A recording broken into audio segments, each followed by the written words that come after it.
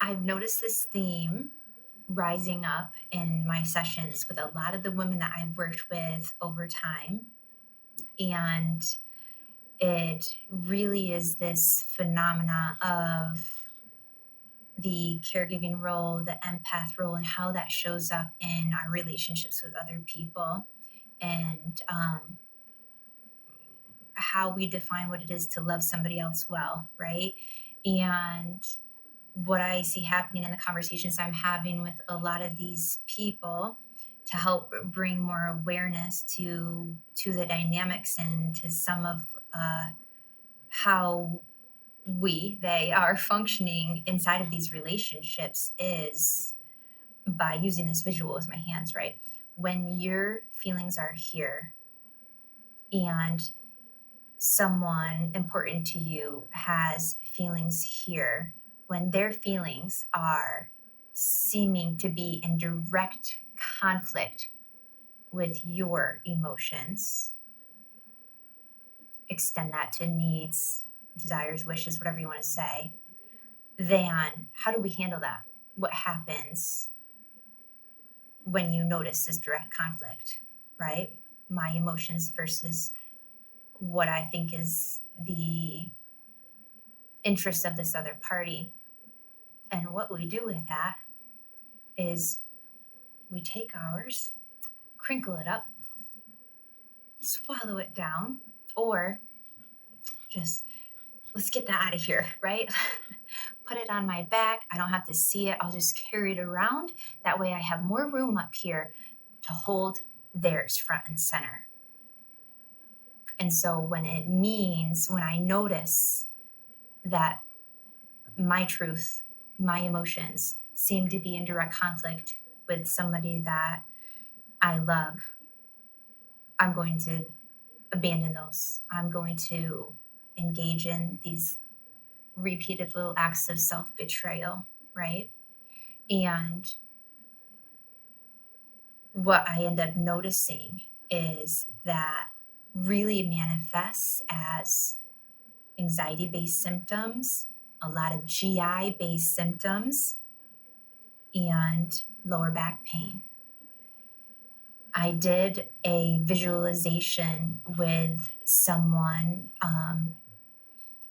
and we were kind of walking through this. She closed her eyes as I was describing the visualization of this future version of self that is so settled, rooted into worthiness, empowered, body emanating that with rising up physically and taking up more space, feeling your own bigness, if you will, instead of that shrinking sensation. And it very much was imagine yourself. Imagine what the future version of yourself looks like, walks like, moves like, all of those kind of things. And when we were done with that visualization, I said, "How was that for you? What did you notice?" And I had been expecting her to paint back to me this picture of, well, I saw myself wearing this, or I saw myself moving this way, and here's where I was, and this is how that felt to me, and it felt great, right? But it was none of that. What she said back to me is, I saw color, and the colors were red and orange, then yellow. And I said, amazing, because I knew immediately what that was.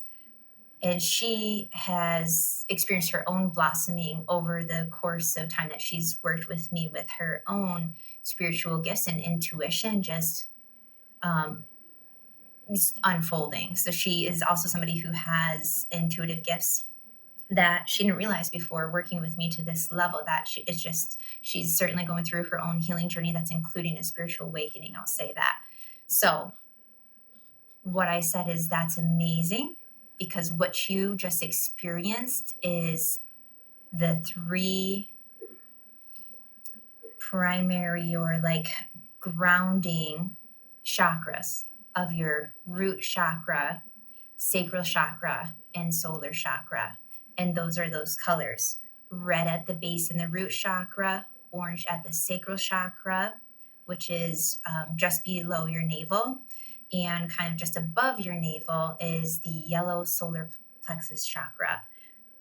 So I said that makes complete sense to me, because what we are working on healing here, and what this visualization of this future fully healed, empowered, worthy, rooted version of yourself that we were just calling up, that is all deeply connected to those three grounding chakras, those three base chakras, red, orange, yellow, which have a lot to do with root, our sense of security, safety, groundedness, really similar energies, physical safety, right?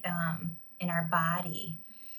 Does this feel like home to me? Can I trust myself that I'm safe in this vessel that I'm um, in the sacral and solar plexus? So all three of those are very much about our sense of safety, security, wellness, embodiment in this physical plane.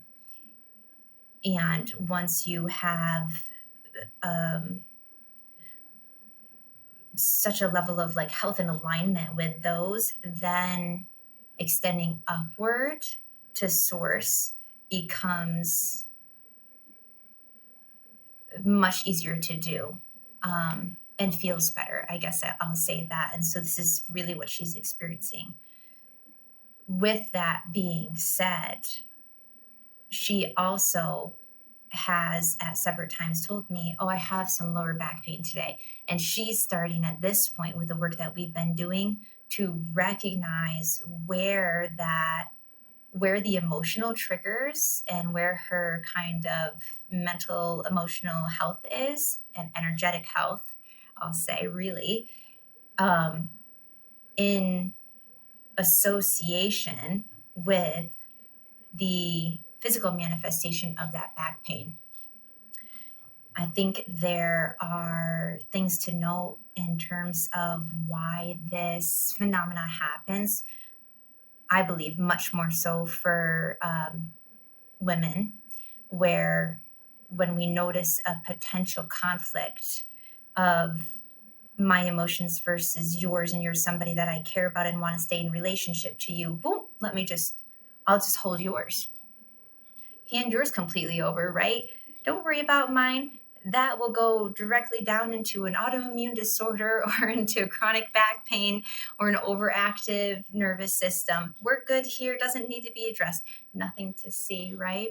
I say that, making light of it, but it is a serious issue. And a lot of the work that I'm doing with these people is to shift that balance, to pull back into your primary responsibility, and the most important relationship that you need to care for is relationship to self, first and foremost, before any other relationship. And so we need to shift that what's the word, entrenched kind of patterning and ideology, I'd say, because I think it's a deeper kind of linked to ism that is historical and intergenerational. But we need to shift that so that when you feel that sense of conflict,